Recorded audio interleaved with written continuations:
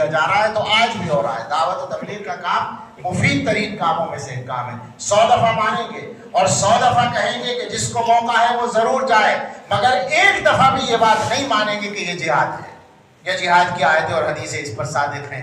ایک دفعہ بھی یہ بات نہیں مانیں گے کہ یہ صحابہ اور انبیاء یہی کرتے تھے، بالکل غلط بات ہے۔ صحابہ اور انبیاء اگر یہی کرتے تھے تو پھر مدرسے والوں کو بھی کہنے دو کہ انبیاء یہی کرتے تھے، اور خانقاہ والوں کو بھی کہنے دو کہ انبیاء یہی کرتے تھے۔ سارے مسلمان جو بھی کام کریں وہ سارا نبی کرتے تھے، یہ کوئی بات ہے؟ سب صحیح کام ہے، تم جو کام کر رہے ہو وہ بھی صحیح ہے، قرآن و حدیث سے ثابت ہے۔ اگر یہ کہنا کہ انبیاء اور صحابہ یہی کرتے تھے، اسی طرح کرتے تھے، اسی طرح تو مولانا الیاس صاحب کے ابا نہیں کرتے تھے۔ انبیاء اور صحابہ کیا کرتے؟ یہ تو طریقہ ایک بعد میں آیا ہے۔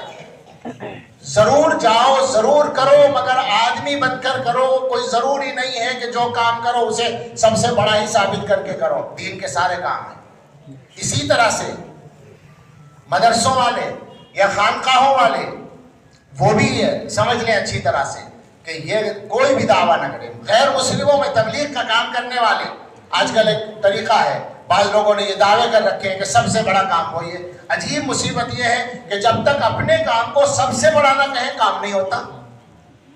کیا ذوق بنا ہے ہم لوگوں کا؟ نقصان کر رہے ہیں ہم۔ میں جوش میں نہیں بول رہا ہوں، غصے میں نہیں بول رہا ہوں، کسی کے خلاف نہیں بول رہا ہوں۔ میں پہلے کہہ رہا ہوں سارے کام ضروری ہیں، اور خاص طور سے دوبارہ کہوں گا تبلیغ و دعوت کے کام میں بہت فائدہ ہے عام مسلمانوں کے لیے۔ جس کو موقع ہو ضرور شرکت کرے، حصہ لے، مگر یہ دعوے کرنے والے غلط ہیں بالکل کہ یہی دین کا کام ہے، یہی نبیوں کا کام ہے، یہی صحابہ کا کام ہے۔ ان کے کاموں میں سے ایک کام ہے جس کا خاص طریقہ اب چلا ہے، ٹھیک ہے، بہت اچھا ہے۔ تعلیم بھی ایک کام ہے نبی صلی اللہ علیہ وسلم کے کاموں میں سے۔ مدرسوں کی شکل بعد میں بنی ہے، تبلیغ و دعوت سے تو بہت پرانی ہے، اس تبلیغی جماعت کے کام سے تو بہت پرانی ہے مدرسوں کی شکل۔ لیکن یہ نہیں کہہ سکتے کہ پیغمبر علیہ السلام نے اسی طرح کام کیا، نہیں کہہ سکتے۔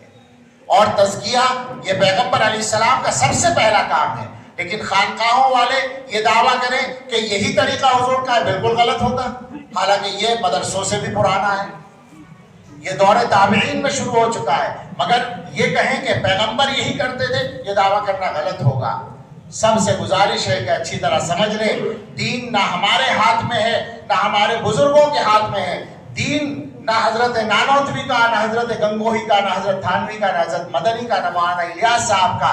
دین اگر ہے تو وہ حضرت محمد الرسول اللہ صلی اللہ علیہ وسلم کا ہے، دین اللہ کا ہے، اور اللہ کے نبی کے صحابہ نے اس کو حضور سے لیا ہے۔ ان کے طریقے پر، سنت کے طریقے کے مطابق جو دین کو اختیار کرے گا وہ دیندار کہلائے گا، ورنہ وہ سب اپنی باتیں ہو جائیں گی۔ ضرورت ہے ہم مسلمان بنیں، ضرورت ہے ہم بندے بن جائیں۔ حضرت نے بہت ہی عمدہ انداز کے اندر ماشاءاللہ ہم سب کی رہنمائی فرمائی۔ اللہ ہم سب کو صحیح طریقے پر کام کرنے کی توفیق نصیب فرمائے، آمین۔